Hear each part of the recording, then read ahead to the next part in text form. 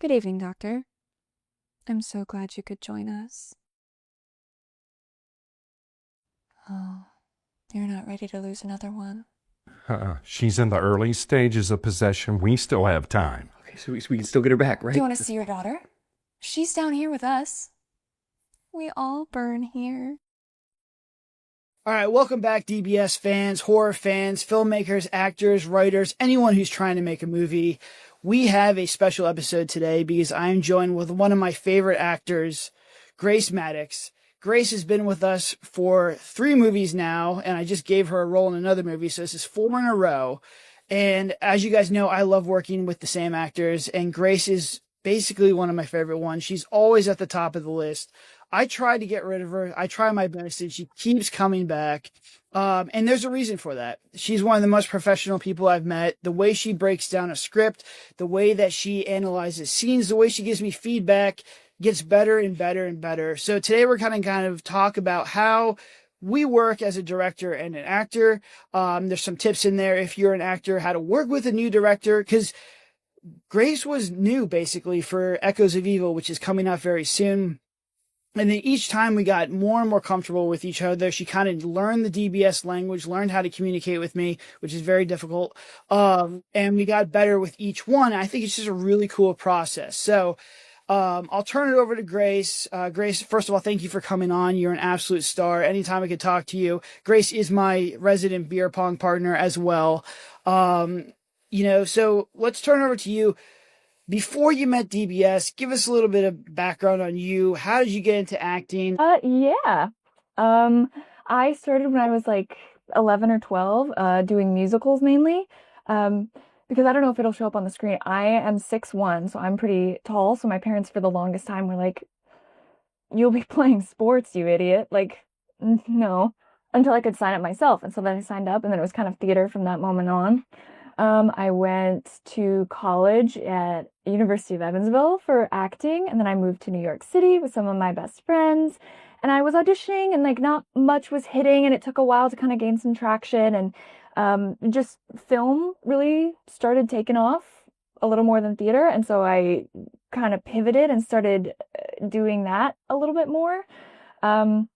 And like stuff was hitting here and there, and I was doing like shorts and like pilots and what have yous, and then I pre-screened for Echoes of Evil, and then I had an interview with Dylan, and apparently that was the vibe check, and I guess I passed the vibe check, and now here we are, 3 movies later. And it's absolute history. And honestly, I'm super happy that we passed. And Dylan, as you guys know, Dylan taken do our first round of interviews. And that is basically, can you pass the vibe check? It's just very like they are going to try and sell you to try and make you not take this movie.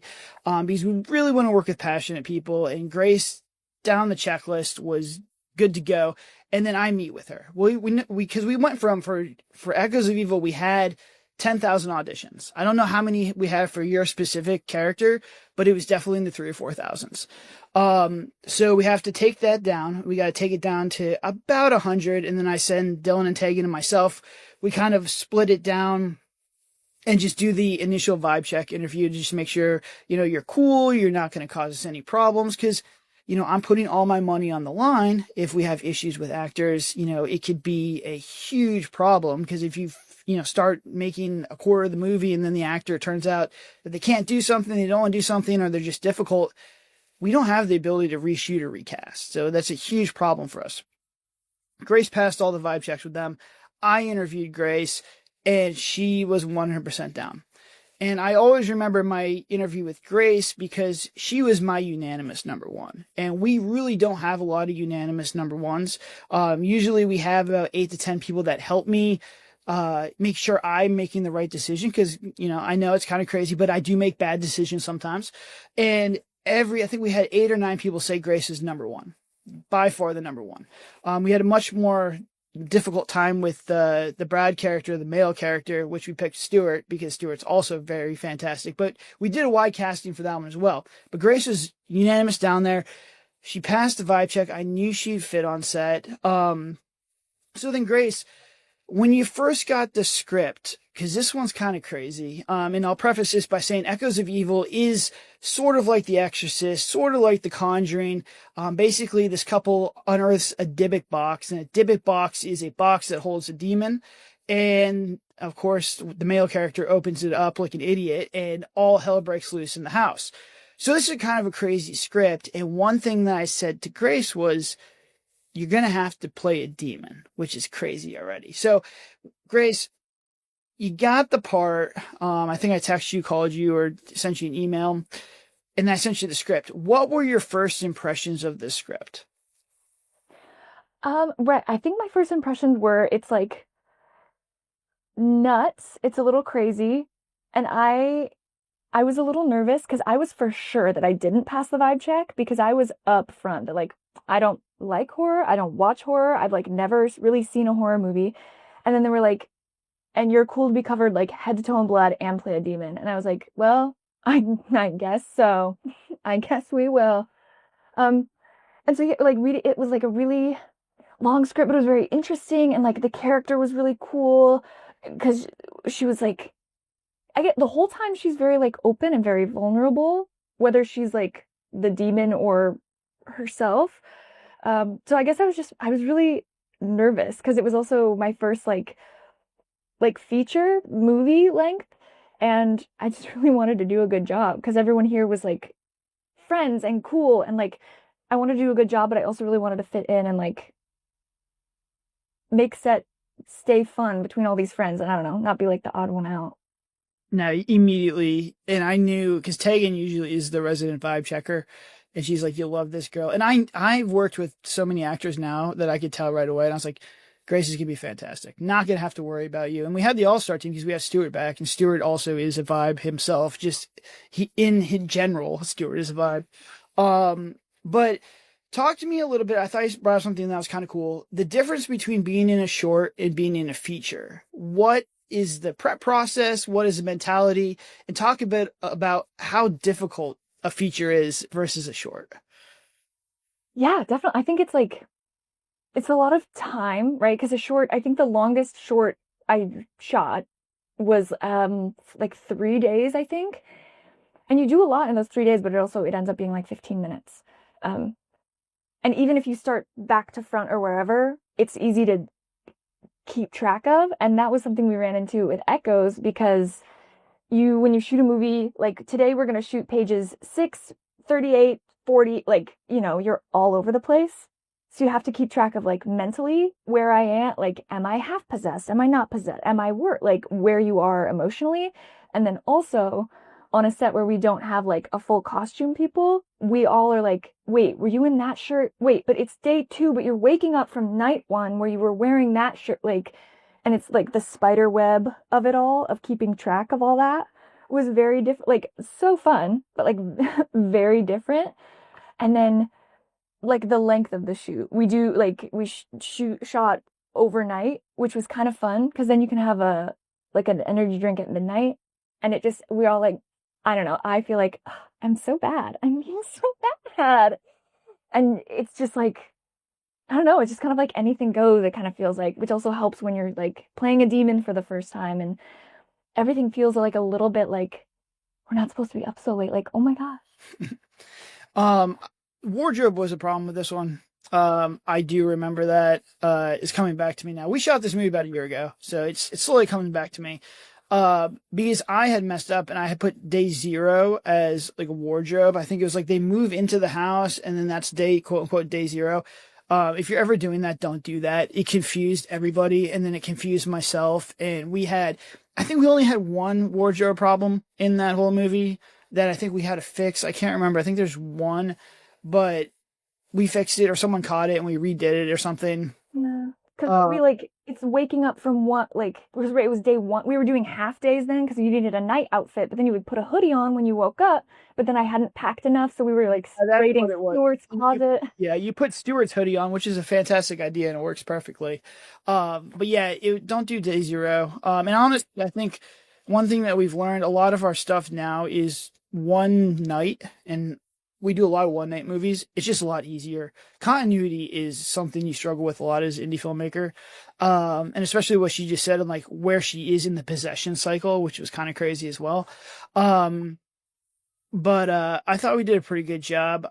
Coordination with wardrobe is something we definitely need to focus on. And I go as far as like taking pictures and then stapling on the script next time if we had to, just to make sure the actors are, where they need to be. Cause if this is taking place over, I think like 4 or 5 days. So they needed like 4 or 5 outfits. It was kind of crazy.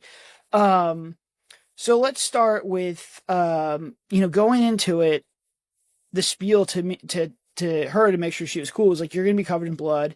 And you have to be a demon. And talk to everyone about going in the makeup chair and being basically demonized by the very talented Tegan for 3 to 4 hours. I think maybe 6 nights, because I think this is a 9-day shoot. It's 4 or 5 days she had to be in there. What was that like? Were you ever like, oh man, I signed up for this and I shouldn't have? Like, kind of never. Right, Tegan is so crazy talented that, well, one, we like bonded. It was like whenever you watch it's not slow-mo, fast motion, I guess, of us she does my whole thing. You can just see our mouths like da da da da da da because we've just got so much to say.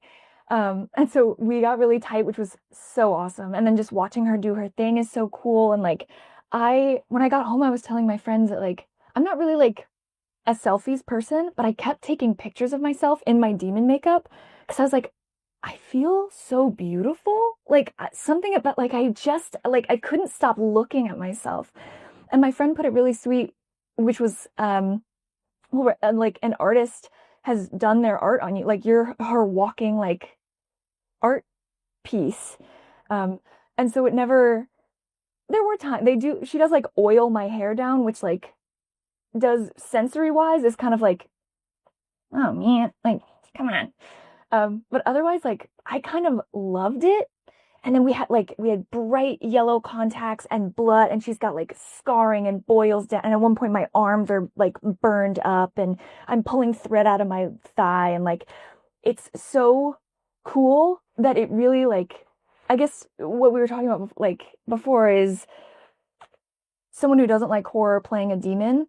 Her makeup was so cool and intense that I almost need to give all my props to Tegan because just standing still, like talking like this in the full demon is like awful. Like we would be at our end of night recaps and Dylan or Brenda would be like, Grace, you have to stop. Cause I would just be like, but gross out and it's just horrible to look at. So she just made it so like anything I did in that like gorgeous makeup was freaky and weird. And also when you like so much don't look like yourself, I feel like it's a lot easier to just go for it and be weird and different and like, because it almost like isn't you in there. It's so, you look different. I don't know. So for me, it was just very easy to just kind of go crazy. And it was great because I think that's where we really like clocked in our communication was like at 4 a.m. and we've been shooting for 12 hours and it's like a demon scene and we're freaking out. And we just got so like tight about it that Brendan can just go, something else. No. I'm like, okay. And like do it again. Like we just got very, like everyone just like, and understood we got to get this done. And it was just kind of magical. I know that was a makeup question. We really took a travel. Hey, I like it. What was it like seeing yourself in the mirror for the first time as a full demon? That I like couldn't stop laughing because I was like, it looks like I don't look like myself. It was so strange, but so cool. And right, I like felt very beautiful. And I just kept telling Tegan, how did you do that? And I was showing my friends pictures and they were like, that's so cool that they gave you like cheek implants. And I was like, no, she just like carved me to the gods. So I looked like skeletal, weird, like boils down my chest. Like it was so cool. And I'm so glad I like said yes, because of course I was a little nervous because y'all are very, very good about making sure everyone's cool on set.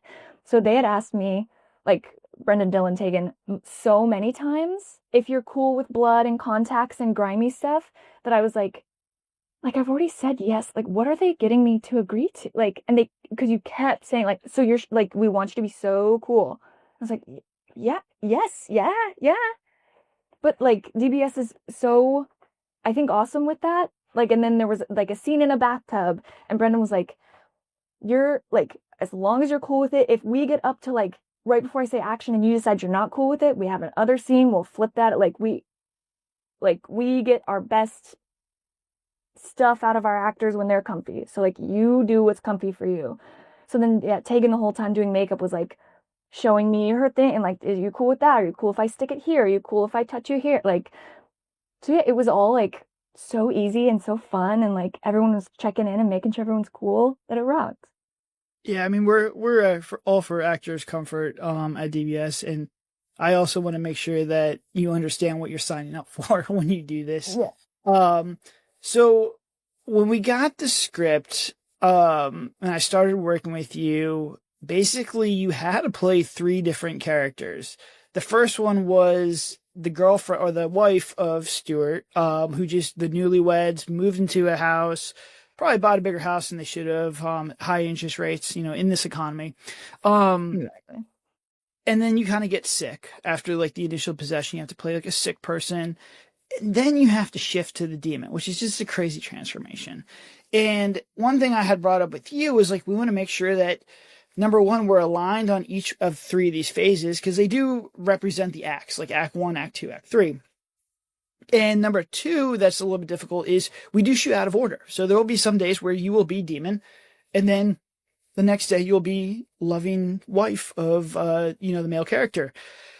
So we really had to lock in on all 3 of these things. So, and I'm trying to really remember how we kind of did it.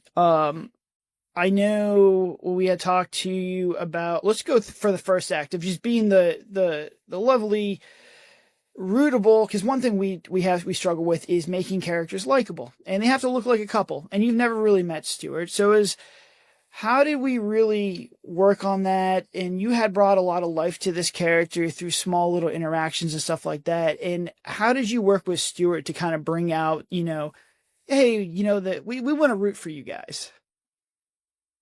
Yeah, I think it's another like a shout out to Stuart. Like he's so fun and like such a great scene partner that we went over like boundaries, like what you're cool with, what you're not cool with, and like I think just like little things I was trying to think of that I don't know that you might not think, just like a touch or like there's a moment where like I think I'm freaking out or something and we asked if we could just like hug, because I think a lot like I don't know, to show that you're close with someone, I feel like a touch is always like the clearest way to do that, because I wouldn't really touch a stranger, but my husband, I would hug, or I would touch a leg, or I would like, he's on the phone and he's really upset, and I would just like, hey, how we doing? But I think we got along really well on set, so I think that also is like super, when you like cameras cut and you can be like, No, I think it was great. So then the other thing that I want to kind of bring up was that in the movie, your mother passed away by like Alzheimer's, which is just a primal fear of mine that I've done a lot with the movies. Or I think it was Alzheimer's or cancer, brain cancer. It was one of those 2. Yeah. And then I thought that was kind of impactful. And I don't know, I feel like you kind of ran with that idea and fleshed it out a little bit more. I can't really remember, but I know you had that. And then I know you had like your teacher was the actual photograph in there. So this went from like a small little plot device to something that we could really use later on in the movie, because the demon is basically bringing this stuff up, which is really, really cool. Talk about how you kind of fleshed out those ideas, or how we kind of went with that to give it just a little bit more of an emotional punch for your character to have something that she's still going through. And it was also, that's the one thing I want to bring up. It was the guilt aspect of how they got this house was from her mom's passing. It was in her inheritance. And so it kind of puts Stuart's character in a little bit of a weird spot, but also you're in a little bit of a weird spot. And it just gives us just a little bit more tension to kind of play with. Yeah, absolutely.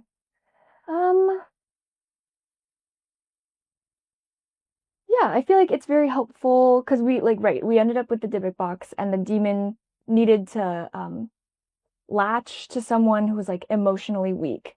And so like she's going through this time with her mom, and I think that's why initially I had said that all three phases of her are very like vulnerable because she's always very, it feels like open, like she's like looking through her pictures and is seeing her mom and crying and like relying on her husband, and she's the one who kind of notices things are weird and is saying to like, should we, I don't know about this, and like voicing her like concerns and whatnot. And I feel like that's it's helpful because, right, we want to root for her. So I think having her be very like emotional and like upfront about like, I'm grieving right now was helpful in the beginning. And then when she's sick and we kind of learn what's going down and that she was chosen because she was vulnerable, that was helpful because I think we switch gears into like, she's angry a little bit. Like she's upset that like, I had to go through this and I lost my mom and this thing is like taking advantage of me. And like and then also like, I love you, but like my husband, you didn't listen to me. And like no one, and like it becomes a little more active. And then once we then go into the demon, that I think the loss of her emotional side and being so like flat and like I don't care about anything is like a nice roller coaster to take her on. And it's just a very clear, like, because I know we had talked a lot about we need to see Liz number 1 in the 3 Liz's, but Liz number 3, demon, also has to be like the opposite of Liz 1.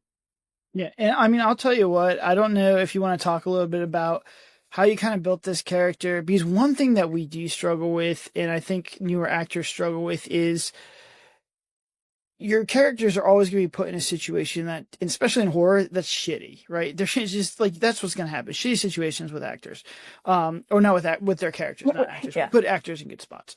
But, one thing that I see a lot in indie films, and if you look at all of our other movies that when we first started, which are all free on YouTube right now, you should check them out to see how far we've come. But basically, you can put a character in a situation and then they complain about everything, right? And then you're like, well, I hate this person because they're complaining about everything. And I think really for the first time, your character was grieving. They were in a tough situation. Their husband opens a Dybbuk box, which is just terrible. But I still, and I've watched this cut. Grace has not watched the cut, but she's done a very good job of basically, you didn't complain at all. You're just like, how do I deal with this? And I'm still trying to figure out, again, kind of like reverse engineer how we did that. But I wanted to go, did you put any thought into not complaining or coming from a place that's a little bit more likable, if that makes sense? Or is that just natural? Yeah, I'm just really likable. I'm just kind of awesome. But I think we talk a little bit in acting school, right? Like the idea of like complaining or being like, whoa, like no one really likes that. And even if you're playing like a villain, you have to find out why you like yourself. And I think that was also maybe a testament to like Stuart and I, and like maybe why that relationship really worked, because right, I didn't want to complain because I know he's really stressed out and he feels bad about the inheritance, and he didn't want to stress me out because I'm feeling guilty about my mom. And so we're both, I feel like, in that thing where couples are kind of going through a rough time, but they're both trying to be strong for each other, and like, but they're also relying on each other. But right, there's no, I think, no need to complain, because in theory, like, we have this wonderful house, and like at the end of the day, I have you, honey. Like, and I think, I hope that really worked out. No, it did. And I think what you just kind of brought up, I think, is the difference, is that both you and Stuart's characters were strong characters. Like, I think the complaining when it comes from a weakness is what people don't like, but you are trying to actively figure out, okay, this box opened up, bad things are happening, why is this stuff happening, right? And Stuart's like also trying to comfort you. He's like, well, she's going through a hard time. This could be more mental issues, but I'm going to try and figure it out. We have scenes of him like researching and trying to help her. And then we have scenes of you basically researching with the Dybbuk boxes. So it's two people trying to figure out and help each other to make them feel better, but they're just coming from, Stuart might think you're just grieving or just like having some, you know, it's like you're seeing things or some hallucinations and stuff, because there's a lot of like dream scares and stuff. And then, you know, you're trying to figure out, you're seeing too many signs that this could be something weird. And I think that as long as you have two characters that are moving forward, so this is a good writing tip, have them go in the right direction in a strong way. Don't have them be like what Grace said, which is like, woe is me, this is all happening to me, where things are coming at them, but they're not doing anything. I think that's where the characters kind of get a little bit annoying. You guys did a fantastic job. So let's talk about the second half of this, or the second act of this movie, where you are starting to get possessed a little bit. And we needed you to get a little weak, because basically the demon, once it gets inside of you, it has to break down your body and to fully possess. That's the lore of the story we had. So how did you go from the first act where you're moving around, moving boxes, energetic, getting groceries, coming out everywhere, to one of my favorite scenes was when you actually bring in the demonologist and you're sitting at the table and you're just like, once again, shout out to Tegan. You're just looking like a little bit wrecked. But what was in your mind when you're breaking down that, to make sure there's a contrast from first act Liz to second act Liz?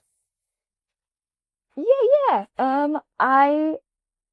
Right, like the hard thing is like is like trying to make it active. Like, woe is me is just like, it's boring and nobody cares. Like, so you want to be active. So I was like, if I was really sick, but I really don't want my husband to worry about me, I think I'm going to try and keep doing everything, and I just can't.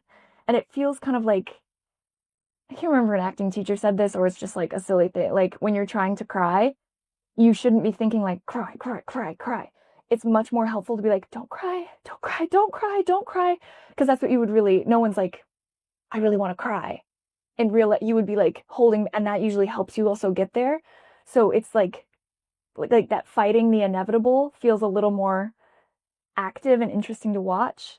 So like, if you're really frail and sick, but you're still trying to like pick up the groceries, and it just is even harder to watch than if you just stayed on the couch, because you're trying so hard to appear regular, which is making it, you know, look more like, obviously you're not okay, and you're even in your sickness, you're like trying to like, no, see, I'm okay, I'm just feeling a little weird, and like you keep doing your thing, which just feels a little more like active, a more fun choice. And then once I think the demonologist came in, it like felt very like angry, right? Like, I've been so nice, and I worked so hard, and my mom died, and this is a terrible time, and this stupid demon is targeting me because I am like, and it just felt very like when you're like, at the world, which then kind of helped because I feel like kind of right and then near into the end, like right before I think the final, when Stuart and I kind of yelled after the twine pull, is when I feel like she's kind of getting angrier and angrier, and then that's kind of when we snap, and then that's like a different Liz. And I feel like post the snap is when we're like, we go full like Yeah, no, I mean, it definitely plays. I definitely think anger was the right emotion to kind of bring out that transition, because we want to make it clear. The one thing is, I just don't want people to be like, well, is she possessed? I don't know. That would not be a good reaction. Even if you're in full makeup, sometimes, you know, some people just need a little bit more coaxing to understand things. But so, how did shooting overnight every single night help into that? Was that make it a little bit easier to, cause, and this is just something for people who are making their own films, or if you're directing, scheduling is very, very important. I really tried to make sure that early Liz, first act Liz, energetic, bright morning Liz was done the first couple days of the shoot. When we were shooting in the morning, when we didn't have these overnights, when everyone wasn't too tired. Then the second act, we scheduled in the middle of the shoot. In the third act, which I did make a mistake of having it at the end there, because we did rush a little bit. But I think it kind of helped, you know, we started shooting 12 hours, and when you shoot overnights, I don't care if you're getting 8 hours of sleep, it's still hard. So how did that play into it at all? Make it a little easier for you to just be like, oh man, I really am tired? Oh yeah, totally. And it's kind of the fun, like when you're up a little too late and you kind of get a little giggly, like a little delirious. I feel like we all kind of get there near the end of the shoot of kind of like just you're a little bit out of your head. But that, right, honestly was pretty helpful because you are at a point where you're like, if I finish this, I can wrap. You need me to be crazy? Let's be crazy. Like, let's just go for and it's also very nice as someone like I had never traveled to be on a set. And so I was like on the phone with my parents and I was like, what if they're like free, what if they're gonna like take me away? And they didn't obviously, but like it's really nice to like warm up with like regular scenes and like get to know everyone and get super comfortable with everyone and then get a little more vulnerable and be freaky and weird and like and by this point we're all friends and we know like no one's gonna be judgy or weird that like we're going there. Yeah. And I always say we always try and warm up. I mean, you and Stuart right off the bat were just pros, but I've worked with a lot of actors that they just need some time, you know. If you're newer, the difference I see between newer and seasoned actors is seasoned actors can come right on set and be ready to go. And that's just a reps thing. They've been hours and hours and hours. They'll come in and do a lot of commercial work where they come in, they got to get it done in a day and then they leave. For newer actors and ones who don't have all those hours behind camera, which is fine, you know, we all start somewhere, flying into a new state, coming on set, seeing, you know, us all go together. And Grace was she was the outsider basically because Stuart I've worked with before. I've worked with some of the other people, the people from the intro I've worked with before. The demonologist I didn't work with before, but he had like a smaller role as a side character. So it is very intimidating, you know, for Grace to come in here and do this. So if you are another actor or if, you know, you're scheduling these, easy stuff or get them moving. We put the moving scene there first because they can get in there, they can move around, loosen up a little bit. Because also, I'm a nervous wreck on these things as well. I do not like shooting movies. I like making movies and doing them, but like these shoots, I am so stressed out constantly. And I have to shoot these. I gotta like, I always remember the thermostat scene, which is the first shot of the movie, which is trash. I shot that so poorly, but it still came out well because I have enough coverage. But I just remember being like, man, I got to get it together. Like I got to get my stuff because this was the first movie back from found footage. I was still stuck in found footage mode. I hadn't shot a cinematic movie in a year. So I had to get my shit together basically. But it's just always good. We always try and start with easy stuff. With this one, it's a move-in scene, a little wake-up scene. Then they went out in front of the house. So it just helped everyone kind of get into a groove, especially myself. So now let's talk about going into demon mode, because this was my favorite part of this. I'm a huge Exorcist fan. I'm a huge horror movie fan. I will tell you, most of the people who I work with don't watch horror. And Grace is an example of them. So here's what you do if you're a horror director and you need to basically explain scary things. Because my goal as a director is to take what's in my head and put it in Grace's head as quickly as I possibly can. The sooner we can get on the same page, the better. Because then we can start the creative process of elaborating, and we'll kind of go into that with how we kind of play with the demon. The best way to do that, everyone's visual. If I could show them how a pop scare is done, if I could show them how, you know, makeup's done or anything like that, it gets us on the same page right away. So I don't remember what I did with you, Grace, but I probably sent you pictures of The Exorcist and probably little clips of demons where I was like, okay, you know, this gives us a starting point, because I was very precious about how I wanted this demon to kind of play, but I also didn't know. And it's a really good story on how Grace did it and kind of created this demon character, because it was completely not what I wanted, but it was also an example of something that she did that was a million times better than what I had in my head. And it's so fantastic. It's absolutely fantastic. And it's so good that I brought her back for a movie called The Devil's Hostage. And I was like, I really don't want the same demon. And then she started doing it, the same demon again. I was like, all right, I can't not do the same demon. It's just too good. So I can't really remember how we attacked this, but if you can remember, I know I probably sent you some clips. We had like a general idea of what it was, but I can't really remember if we just had a lot of variations of stuff that we were going to try and test out, see if you have a better, my brain cells are just gone from that set. Yeah, that was a crazy one. Yeah, I think, yeah, you sent pictures and then you sent some clips of like, right, like, because, right, I'm starting at 0. You were like, this is a pop scare. This is kind of what we're doing here. These are like 6 examples of like demons, of like child demons, of like all the different things. And like, and you were like, right, well, like, once we get on set, we'll find it, we'll figure it out. But we did spend a lot of pre-production, like, talking about it. But it is something weird that it's hard to, like, right, talk through it until you're, like, on set saying the lines that's either right or wrong.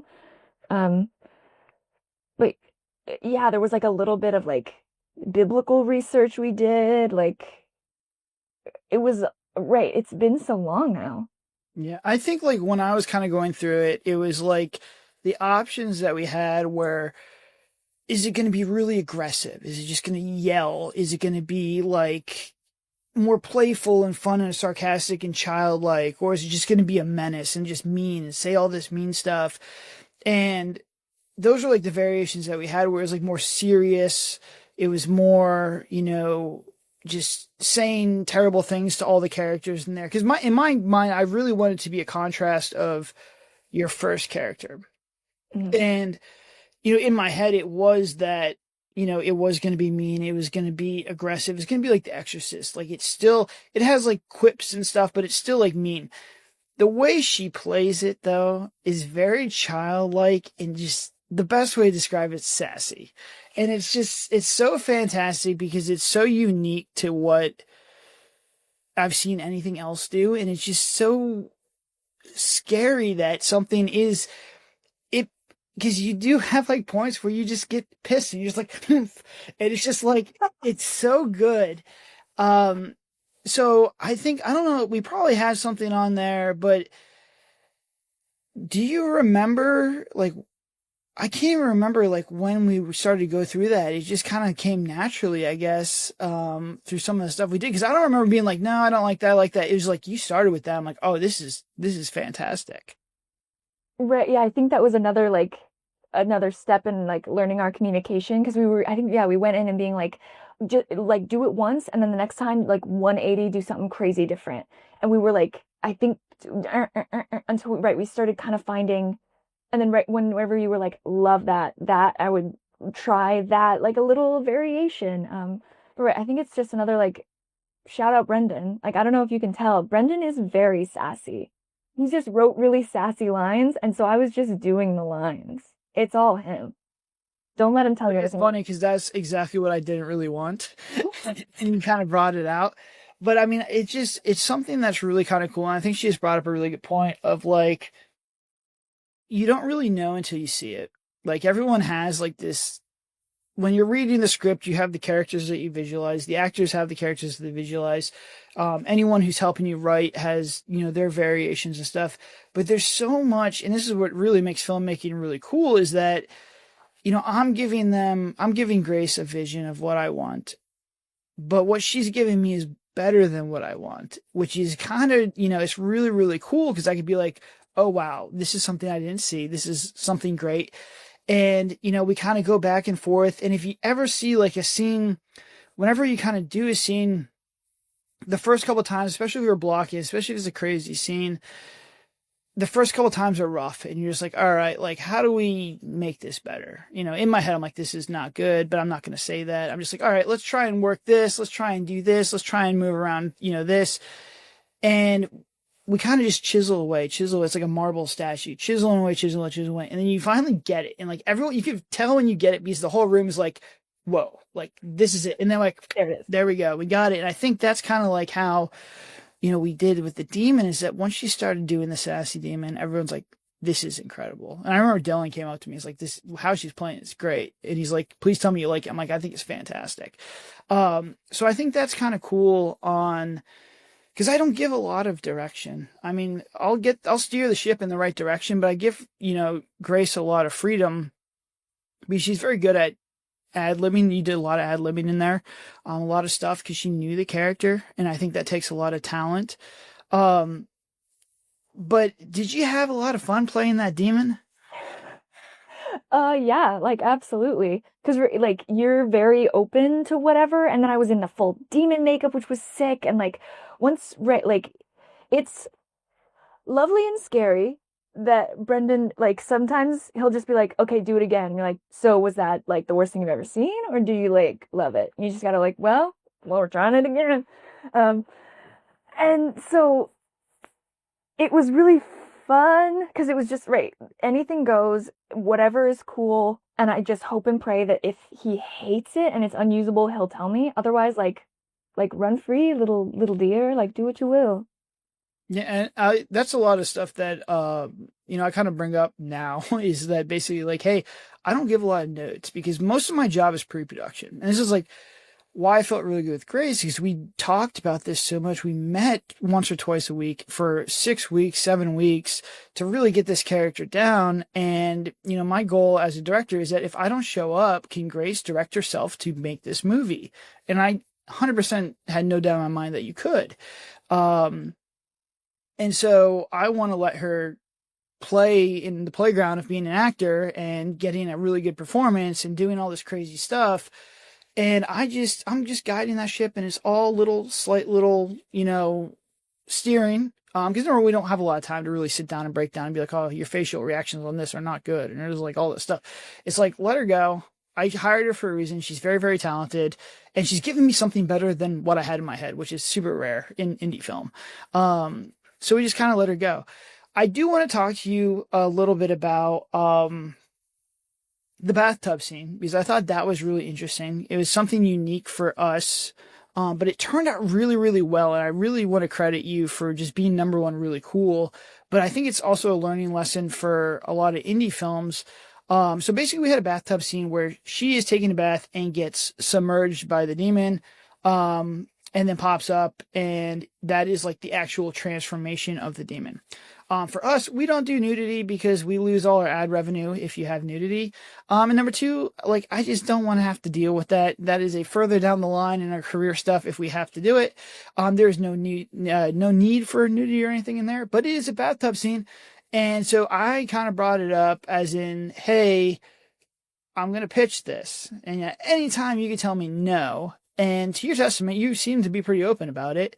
But talk to us a little bit about that, because I think it's kind of an interesting subject on communication and just making sure we're all on the same page for indie people, because I think that's something that a lot of indie sets suffer from is communication issues.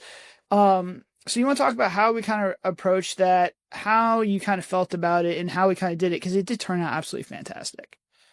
Oh, love. That's so exciting. Yeah, that's, I think what was so awesome about like Brendan and DBS is they are very communicative right off the bat. Like, here's our phone number, email, any questions, like, please let us know.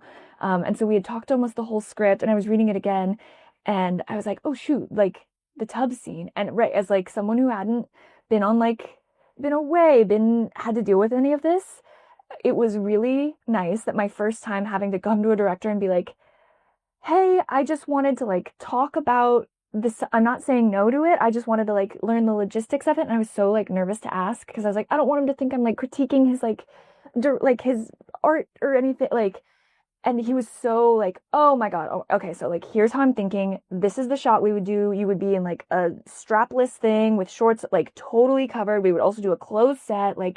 And it was just all the right answers. Like, okay, cool. And then he was also like you're not here. You were like, if you're cool until I'm about to say action, and then you're like, actually, I don't want to do this. He was like, I've got an alternate scene written. We'll put something else in. Like, right. They wanted me to be so totally comfortable, and it was so, it was just so easy. And it was just Brendan, Dylan, and Tegan. Like, Tegan had my little water bottle because it was really hot. And it was like such an easy, chill thing.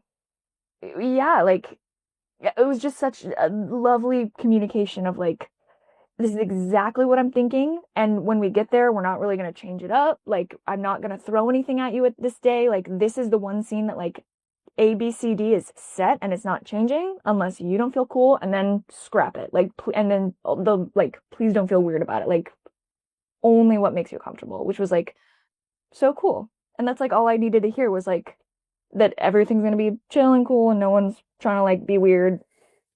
No, and I really appreciate you doing that because I messed up big time. Here's a good story. I don't know if you ever heard this story. Is that in the first script I sent you, I think that the bathtub scene was added, right? So I think I sent you the original script, right? And then I accidentally sent the script with the bathtub scene in it. And I was going to talk to you first and just be like, hey, I have this idea for this scene that I think would be really cool, but you have to be comfortable with it. That didn't happen because, and this is just me, and I am so thankful, Grace, that you were cool because this is a terrible mistake by me. So basically, when we're writing the scripts, I'm talking to actors. I update every 3 days. I send it off to the actors, right? So they're constantly getting new variations of scripts. So stuff that we talk to, we do a Zoom. I update the script with the stuff that they do. I write in their ideas, and we go from there. The bathtub scene stuck in there before I could talk to Grace, which is a huge problem. And I just remember her, I think you emailed and you're like, what is this? Like, I didn't know about this. I was like, oh my God. And I think I called you or like, I was like, emergency Zoom. Like this, yeah, it's like, oh my God. But, you know, I think it's a testament to just listen to that out because you could be like, what the heck is that? Because in our pitch meetings, when we're talking to, you know, the actors, I'm like, there's no nudity or anything like that in any of our stuff. And then obviously she didn't have an understanding of how we were going to shoot this. Because it's basically just her head in bubbles. That's all it is. But if you read it, you don't know what that is. So that was kind of interesting, but I remember having a panic attack. I think I was like running around Lake Eola. And I'm checking like my emails and it came up. I was like, oh my God. And I had to sprint like a mile back to my place to be like, oh, gotta do disaster control. But, you know, it's a testament to you. You're really cool. The scene turned out really good. So let's talk a little bit about, you know, the end of this movie. I made a huge mistake. Man, we're just talking about my mistakes left and right. But this is good. You learn from my stuff here. Is that I didn't realize how long it would take you to be in the demon makeup chair. It's 3 or 4 hours, like every single night. Mm-hmm. While she was in the demon makeup chair, I should have scheduled stuff with Stuart or stuff that didn't require Grace. And I didn't do that. So for the 3 or 4 hours that she was in the makeup chair, we weren't doing anything. We were just sitting there, which is a huge problem because at the end of the shoot, we were a little bit delayed. We had the scene with the demonologist took a little bit longer than we wanted. So we had to start rushing a little bit. And I remember the last day was kind of crazy. It's kind of hectic. It's just one thing you really don't want to do because the minute you start rushing, you know, you have to start to sacrifice some things. So I want to talk to you, Grace, as it kind of started to go faster. How does that make an actor feel? And you can be completely honest on this one here because I'm trying to tell you guys, scheduling is going to be the number one thing. Communication and scheduling is basically how you do all this stuff. But once you start rushing, I have to start sacrificing things and actors start to go faster. How does that make you feel as an actor? And, you know, we got it all done. It was all fantastic. We got very lucky. But I'm just saying for myself, having rushed a lot, let's get the actor's perspective of when things start to go fast. Yeah, it got a little stressful. I think y'all do a very good job on set of like being very respectful, but we could tell like tones were clipped. People were like, let's get going. And we also like most things were shot at night. So, and it's like 5:30 and the sun rises in like 15 minutes and we've got like 2 scenes we got to shoot. So there was a lot of like sprinting around, like, and someone's setting up the set and while someone's and then we also were talking about our costuming issue. So I'm like looking at the script and really like, so what was I wearing during, and like, so you're and then by the time everyone's sitting and it's action, you are kind of like, right, okay, wait, where in the script am I? What am I saying? Like, and I'm with Stuart and what are we, and my blocking and like people. So it is like, it's maybe not conducive to like the best product. And then we were right. I think there was a moment like the sun was cresting and you and I were going back about like if this was a dream pop scare or a real pop scare. And someone was like, well, get the script. And we were like, no, see, it's up. Because then when you had to see me it was if I needed to be seen running away, or we could just cut back to waking up, or like, so it was definitely fun, and it was kind of all done with like a um, but then it got to, I think because we were so frazzled, I was in like half demon or something, took it off to do it, but then we didn't realize we had another half demon scene to do. So I was in half demon, wiped it all off, got back, but then there's also grease in my hair, so I had to rinse my hair. I don't think we had a hair dryer, so I was like whipping my hair, trying to dry my hair because it had to be not greasy, and then I had to go back to greasy, back to this. So it definitely was, and then I think we all tried to clean, and then halfway through cleaning, we all like on any cert, we're like passed out. It was crazy. It was fun, but it was crazy. Yeah, it was, and this is, knock on wood, this is the last time we really messed up. We didn't really mess up. Like, honestly, out of all the things, it really was not that bad. Right. It was more fast than what I usually like to go, especially because we had like the climax on that scene. We really want to give it, the time it needs to go. The good news was that whole part of the script was very fast paced and kind of crazy. And it was like a lot of moving around. Like she was chasing him down and like running down the stairs and stuff. So it kind of helped us out. But yeah, I was like out there in the yard, with Stuart, and the sun's like coming up, and I'm like, oh man, I gotta like cut in tight on him so you don't see the sun popping over the thing. But I mean, it's just really, you got to schedule everything, because, a couple hours here, a couple hours here, even if you lose an hour a day, if you're shooting for 9-10 days like we usually do, you're losing 10 hours. That's a whole other day of shooting that you're losing. So it was a testament to Grace for keeping together, because that's the other thing. Everyone gets testy. Like, everyone's tired at this point. You're 10 days in, the finish line is right there. You're really trying to just get this thing done. Your body's sore, but at the same time, you really want to make sure you're getting the best product. And I remember, like, I think it was like when you stab the climax, we couldn't get like the blood to work or anything like that. And I was like, oh my goodness. But it all worked out. I'm just saying, like, if you guys are making a film, scheduling the minute that you start rolling, your most precious asset is not money, it's time. All the time. You really got to make sure you're getting it there. But Grace, I appreciate you for sticking through us when we went there, because, and I did want to talk about all three of your movies in this one, but we're already at like 50 minutes now. So, oh my God. Yeah, let's talk about when you finished Echoes of Evil, the confidence boost that you had for going through that, and like, what was it? Did your perspective change on acting, of being like, all right, I did a DBS shoot, I could do anything? It was like my first like big set, and I did leave because, right, y'all were so nice and very like sweet to me, but I was like, oh, they probably like tell all their actors that, like, I'm not even that, like, I bet it was fine. But it was like really sweet, and it was a really good exercise, and just like being kind of wild and crazy. And now that it's coming up, like being released, I'm a little more nervous because I don't know, in my head it was kind of just for us, and now like people are gonna see it, and I'm like, I don't know about that, but I'll have to be okay with it. So we're gonna see. But yeah, it was great. Y'all are so complimentary. Y'all are so sweet. Like, well, Grace was so good, because I think about 2 months later, I sent her an email saying, hey, you want to be in another movie? hey. And this was, our second movie together, and we could kind of go into communication, knowing our style the second time.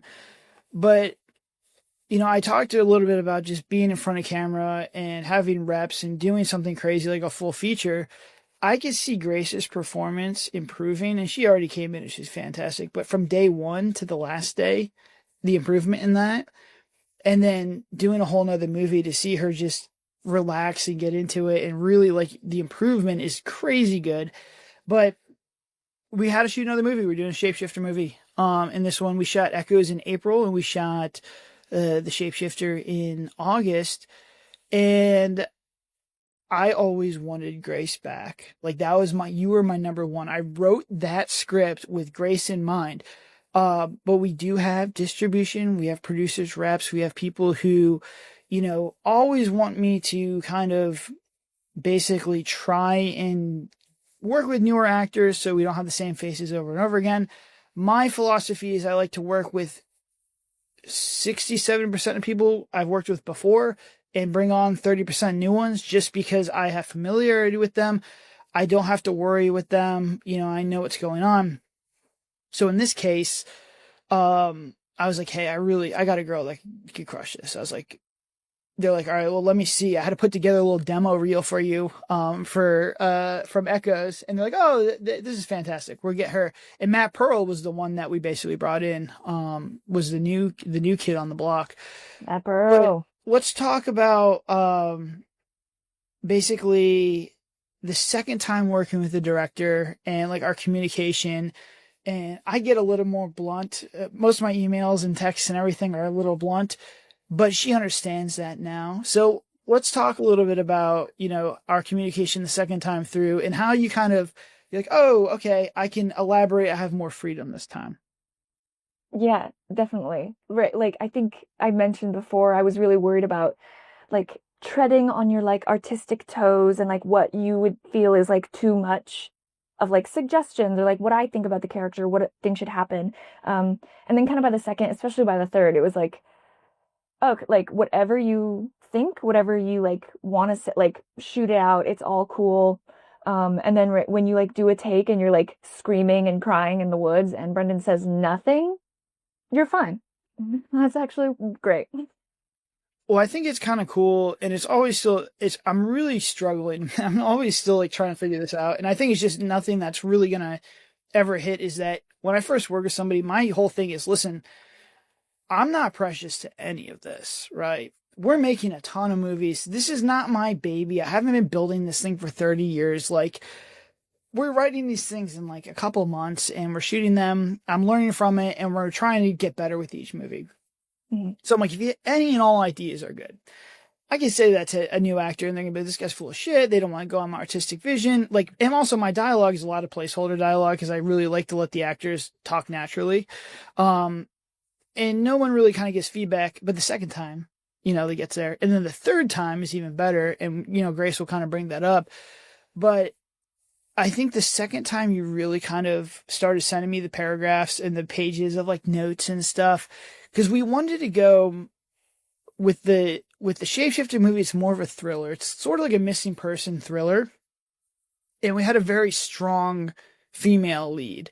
And I had seen that, and why I wanted you for this one was because I saw your strength in Echoes, but you didn't get to really run with it. And in this one, you kind of did. So, what were your thoughts from Liz to, I don't remember what your other character's name was in the Shapeshifter movie? Logan. From Liz to Logan, when you're kind of looking at those, because I didn't want you to play the same character. You did a great job of not playing the same character. What was kind of going through your head, if you can remember, how you kind of broke those down?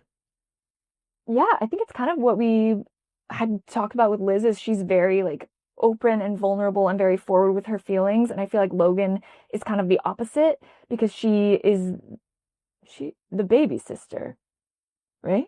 Yeah, I think so. Yeah. So right, she like now. Yeah. She like she's trying to be tough and she is strong, but she's like trying to prove to her big brother that she's tough. So it's very guarded and a little bit more sarcastic and a little more like defensive, and like it felt like Liz was very open, and that was kind of why she got picked and why this all happened and why she was like, she didn't fight harder for what she wanted because she was like trying to be so giving and accept and like all of that. And then Logan felt very like, I think it also helped to make her feel younger, was a little bit more of that, like, you don't even get it kind of. A little bit of angst, yeah. And I think it plays really well. I think that, you and Matt Pearl did a really good job, because we also, in this one, is the opposite of like Liz and, Stuart's character. I think his character was Brad in the Echoes of Evil. Can't really remember. We have so many characters. But they were very loving right off the bat, and you're like, oh, these people care about each other. For the Shapeshifter movie, it's the complete opposite. Because I'm always trying to like play around different dynamics, right? I'm still trying to figure out what I want to do. And for me to just do couples over and over and over again is boring. So I'm like, all right, let's see if we can try and make two people that like don't really like each other very much, that are blaming them for their missing father. And at the end of the movie, we can make people like them, because essentially they go and like help each other basically survive to an extent in the movie. So I thought that was kind of interesting. Did you have any like takeaways working on second time on the Shapeshifter movie, other than you're just kind of throwing ideas out there, or just like anything on the communication style that was just a little bit different? Yeah, I think like it was easier to not take things so um to heart. Like in Echoes, I was very much like they're like trying to be nice, like that I feel good and I can do the thing, and they're like they're just being that, and like I bet they say this to everyone. And like I don't like once that you guys have asked me back, I was like, okay, so they do think I'm good enough to be here, and like I'm an okay actor, and like it just gave me more of the confidence to like kind of do what I'm gonna do, and you don't give a lot of notes, which is great, fine. Now that we've found this like ease, but I guess I also know if it's not something you like, we're just gonna like take it again, like, and then just yeah, to try new things and like kind of it feels like there's no like wrong answers, just as long as you're giving multiple answers, you know? Yeah, I mean, I think that there is no wrong answer. I just have to make a decision to keep the ship moving forward at some point. Yeah. So let's talk a little bit about shooting in the woods. How did you like shooting in the woods as opposed to, shooting in the house? Specifically, we were shooting in Cherry Log, Georgia, which is almost at a 90-degree, 45-degree angle of the hill. And it is a very scary woods. And, it was interesting to be out there. What were your thoughts on going in the woods? And do you have any tips for actors that are going to do wood stuff? Yeah. Don't. I mean, I was spoiled because the one before Echoes was Bigfoot, where y'all were in the forest for the whole shoot. And I had like, I maybe a night and a half, 2 nights in the forest, and I was like, I don't love this. It was fun. It was a little creepy, a little scary, because there's like one point where Brendan was like, okay, I just need you to walk into the pitch black forest and I'll yell. And I was like, you have to please say psych. And he wasn't. And I'm wearing a body mic. And so I'm walking and I'm like, Brendan, come on. We're like, keep going. Like, it was fine. It was cool. Like, they found good open areas and it's like well lit when we're not actively shooting. And they have some like tarpy things down for when you have to like lay on the ground. But it was definitely a little bit more outside of my comfort zone. But it was still very fun, and they made it cool, and like there were plenty of people around. You were never like alone in the woods, and it was just very different. I've never really shot even like outside really. So it was all a lot, and you just got to say yes and like keep going and say less. And I mean, I'll tell you, Grace is like really cool. There was no complaints ever from Grace. It was just one of the reasons I always bring her back is, I think she will tell me if something is bothering her, but for the most part, like the small stuff, just put the fries in the bag and she does it. It's just fantastic. And I don't think you've ever complained at anything. You just like, okay, I'll do it. And that's honestly like, that's a very valuable, trait that you have. You're always cool. You always keep the vibes. I don't think I've ever seen you upset, honestly. You're always like dancing around doing fun stuff. So that set was much smoother. Like we learned from Echoes, and I think we wrapped at like 2 a.m, which is early. But did you have anything that maybe I'm missing as far as like the difference between those two sets? Or did you just feel like you had more time on Shapeshifter to kind of, get to where you wanted to go? I think so, yeah. And I think the comfortability of like knowing y'all a little more time with the script, and then I think for Echoes I was always nervous before I had gotten in demon makeup and shot it. Like I didn't know quite what it was or what you were going to want from me, or if I could give you what you want. Like I still had that fear that we were going to get on set in the makeup and I just like wouldn't be able to deliver because I wasn't like exactly sure what you wanted me to deliver. And so right, without all that, like I went into the set knowing like pretty confidently everything in this, I feel confident I'm going to be able to do it. I think the biggest like left field was that torch, which Yeah. I think it worked out because I was supposed to be scared because I was scared of that torch. The torch actually looks really good. And just so guys, to give you an idea, we had a torch scene, and the way we do torches is we wrap it in baby oil. If you guys have ever done it when you have kids, if you put like the baby oil on you and you light it, it doesn't burn you because it just burns the baby oil. It's how we do our torches. They are like, unless you're sticking it in your eye, it's super safe. But obviously, comfort is always number one, and we want to make sure Grace is, because you're still holding a torch. It is a fire thing, even if it's long and away. But yeah, Grace is a little hesitant in there, and I would have scrapped the torch. If Grace is like, I don't want to touch this torch, we had Dylan like putting it to his arm, basically. That's Dylan. That wasn't me. He was doing that by himself. To show that, that it is safe. But if she would have said, hey, I don't want to do this, we would have done something else. Could have easily done a flashlight, but the torch looks great. And the fact that you are a little bit hesitant because you are surrounded by shapeshifters at that time plays. It's fantastic. So that's just something, being cool as well. But, obviously comfort's number one. When I saw that you were like a little bit hesitant, I was like, all right, do you really want to do this? And you're like, I'll give it a shot. And I think you kind of saw that, all right, it's okay. It's good to go. So that was a shapeshifter movie. We'll quickly go into Devil's Hostage because we had this script and we needed a demon girl. And this is kind of a crazy story of how these things get together. We needed a demon in this movie.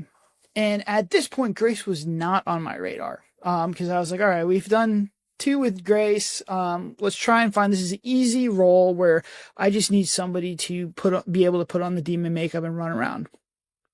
As we're writing the script, as I'm talking to distribution, as we're talking to our producers reps, they're like, well, maybe the demon girl should talk, and maybe we should have this little twist in here, and maybe we should have like all this stuff, kind of go in there dialogue wise. I'm like, oh my goodness, like all of this sudden, like this is kind of crazy. And that's where I wrote basically the end of this movie where the demon talks to the main character, and I really love it. And I wrote it and I was like, oh my God, this has to be Grace. And so I think I messaged you maybe 2 or 3 weeks before we shot, because we were doing the auditions for the demon chick, and this character is just evolving. I'm like, I don't trust a random person to do this, because if they suck, the movie's gone. I was like, I need somebody who can do this, who's played it before, and also understands what the 3 or 4 hours of makeup is. So what's it like getting an email 3 weeks before shooting and being like, hey, because literally my emails to Grace are like, hey, you want to be in a movie? Right. So what was your thought process there, and then kind of going through the script for that movie? Right. At first I was like, yes, oh, they really do love me. Thank God. Which was great. But then I was like, it was weird because it was right over my brother's wedding. Oh, yeah. And I was in it, and also my brother's, I was like, I'm like so sorry. Like, I can't, like, I'm not missing this. I'm really sorry. And then they were like, well, what we like, after you can fly down and we'll do your scenes just very end and we'll flip flop the schedule and like make it work. And I was like, okay, like, great. And then, right, we had a lot of pre-production meetings, and I can't remember if we were like, decidedly like, let's do something way different, or we were like, let's do something different, but also let's try a little of like Echoes of Evil, just see like what kind of sticks. Because at that point, I don't think we had said it's like a sequel. I don't know if we're still saying that, like, yeah, technically. Okay, cinematic universe sequel type. Yeah, and this is another crazy story, is that I needed a pitch to distribution to bring Grace back. And it's like 4 in a row. And I'm like, I've used all my cards, or 3 in a row. I've used all my cards in the last 2. So I was like, hey, it'd be really cool is if we kind of made this like the Conjuring universe, or like where all these movies are kind of like tied together. And they're like, what are you talking about? I'm like, I can get the demon chick from Echoes to play this one, and then we can use the Dybbuk box in the movie, and then it becomes like a prequel. Or I think this would be a sequel. It'd be a sequel to Echoes of Evil. And they're like, oh, we love it. Because at this point, we have a decent cut of Echoes, and it's going like gangbusters. Like, people are like, this is incredible. They're like, let's ramp up like what we're trying to do with this. I'm like, if Echoes does really well, I can tie this in. And I was like, this will be good for us. I need Grace though. And they're like, all right, let's do it. And that's kind of like how it happened. Now, my direction to Grace was, I want something different than, you know, that one, because I just don't want the same thing. But Grace did the same thing, and it's fantastic. And it's still, once again, better than what I had. And I think we just leaned into, the more I saw the little tie-ins that we had to Echoes, I just kind of leaned into it. And I think it's a much better product. But I mean, I could have been stubborn. I could have been like, no, it's my idea, it's my way or the highway. And I don't think we would have had a good product. But I do want to talk to you a little bit, Grace, because you're like, if you go back and you look at the first draft of the script to what we had and how much we added to your character, this is by far your best pre-production work ever. Probably some of the best pre-production work I've had of any actress, and you had a side role. Go into just sending me all these, and like, it also allowed me to figure out the best way I operate is just to have the actors send me just info dumps of information, which is also kind of weirdly how I operate, where I'll just dump like I'll have like, for this movie, I had like demon lore, and it was just 6 or 7 pages of all the stuff and the rules of the world and everything that the demon needed to do. And Grace kind of does that too, but go into how you really, I mean, you did the best pre-production work ever. What was the mindset with this one and kind of looking at this character? Was there anything different? Did you just really like this character? Or was just like, the third time is just like, I know this guy, I know what he's looking for, here's as much information as possible? I guess a little bit, and it was like really fun to research, but I think I went back to being kind of nervous because I wasn't sure if I could deliver a demon, and then I did, and y'all liked it, like awesome. But now you're saying like, I want a 1/8, I want a different demon. Now I'm back to like, I don't watch this stuff. I don't really know exactly what this is, if I'm going to be able to do someone who's like very like serious, like we were doing like a business oriented demon, like this is how it is, ABC, you're gonna open the door and you're gonna let me out of here. And so I was trying to figure out, I guess like you said, yeah, all the rules. So I was reading like Bible verses and like old tomes on witchcraft, and I wrote Brendan the next great American novel in like emails that just, and then I would look, and it's been like 3 hours, and I've been just typing an email to Brendan for 3 hours, and I'm sourcing my notes, and I'm like, yes, exactly, because then the demon's in this one, and like, I was like sending him Bible, and I was like, what if I actually quote the Bible verse in it, or like while I'm stalking that, like, so I just kind of like, there's just so much out there that's like so cool, and I was trying to like, I think I was trying to find something to like anchor to like the reasons behind this like structured demon. Like if there's rules for the demon, I get like the business part of it more, because demon to me feels like a very emotional thing, but you wanted like not very emotional, and so I was trying to research my way into doing it right. And you can see a lot of the stuff that she sent me, even just for her character, ends up in the script. There's multiple stuff in that script that I've taken that wasn't even relevant to her character that I just used for the mom character. A lot of that stuff is in there. For when she initially gets kidnapped, a lot of that stuff is in there. And then the ending, a lot of that stuff is in there. So a lot of this script has Grace's like love language in there. And she was a side character, which is crazy. And it really helps me out because that stuff is super valuable. And I know we had a lot of, pre-production about talking about this stuff. But the way you played it, because I did want it to be business oriented, and it did come out a little bit business oriented, but it wasn't coming from business as in like a business meeting, how I originally kind of wanted it, because the demon is trying to make a transaction. And the way that she played it was a blend of echoes of evil, but it wants something, and it wants something bad.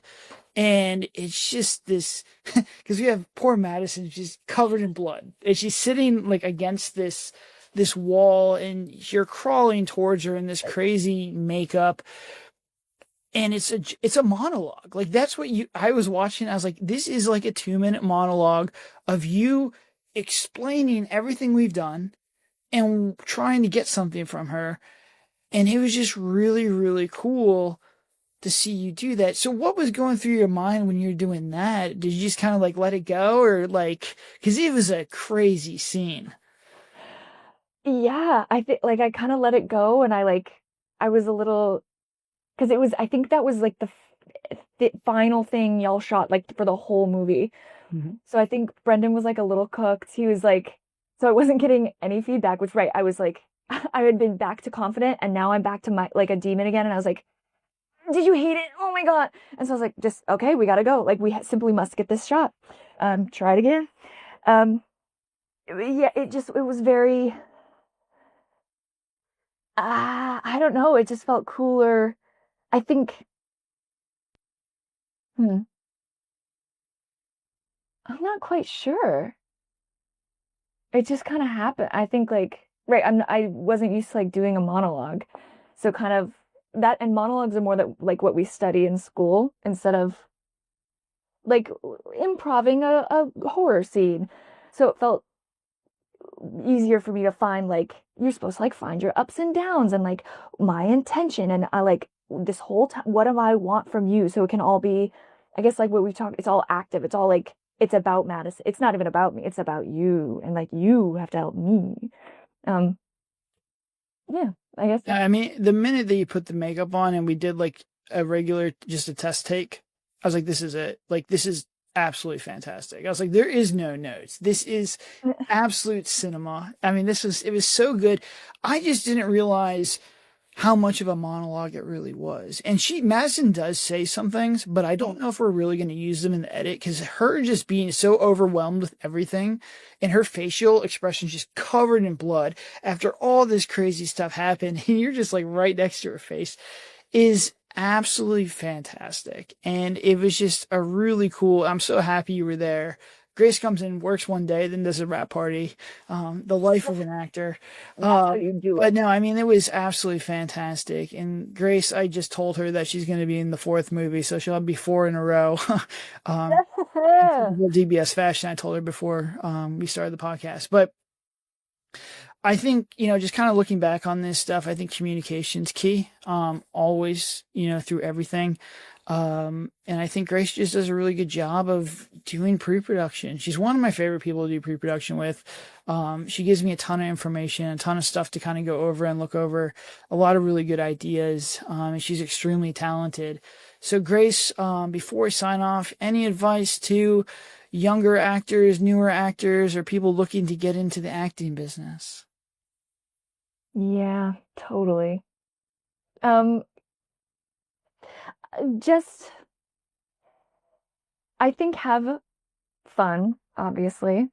Um, but just like, I don't like, don't be afraid to look a little stupid. Like, be silly and be weird and put yourself out there, because that's like what everything is about ever. Like, I I don't know. I'm trying to go about acting and life in a way that I'll never look back and be like, God, I wish I went harder. I wish I committed. Like, it might be a little embarrassing, but I'm gonna commit like 100%. And like, if it sucks or I look cringy, like, oh man, like, but at least I gave it 100%, and I'm not looking back being like, nah, I should have done this, or I should have, like, I put it out there, good, bad, or otherwise. So it's just like, just have fun and like, don't worry about being stupid, because who cares, you know? And I think that's honestly the DBS motto. I mean, if you're going to do filmmaking, if you're going to do all this stuff, you're going to get a little crazy. You're going to get a little weird. It's okay. And I think nobody judges. Like, number one, I've been around Dylan Tegan, and I'm living with myself for multiple years.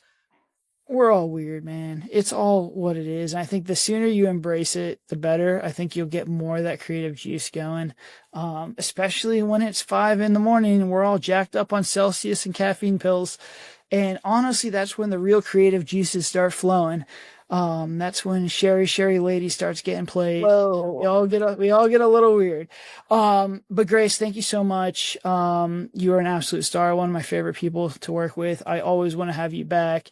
I think Echoes is going to be a huge jump up for DBS. So I'm forever grateful for you to come on there and just being really cool in general. You are my beer pong partner on the DBS Olympics. So I really think that's really cool. And then just to wrap this one up, guys, communication's key. Just talk to your actors, do as much pre-production you possibly can. Scheduling's another big thing. Really make sure if you're going to get a lot of prosthetics and makeup done, you give it its time, because it is very important. It's very easy to kind of lose hours. But for the most part, Give your actors freedom, because you'll find one like Grace who just gives you great ideas all the time that are better than my ideas. And then when the movie comes out, I could claim that they were my ideas. But no, Grace is absolutely fantastic. I look forward to seeing all your movies with DBS and your other future products or projects that you're doing. So we're going to end it there, guys. Good night. Watch all our movies. Last Cabin is coming out on Tubi, and I'm trying to see what day we're going to release this. September 12th. Please watch Last Cabin. It is the #1 horror movie on Amazon Prime. It's about to get defeated, but it will be the #1 horror movie on Tubi if you guys watch it. Also, all our stuff is now on YouTube channel for free. If you can go back and look at our old stuff to see how far we've come. Any watch, review, anything just really helps us out. And once again, guys, thank you so much, and we'll see you next time. See you. Bye.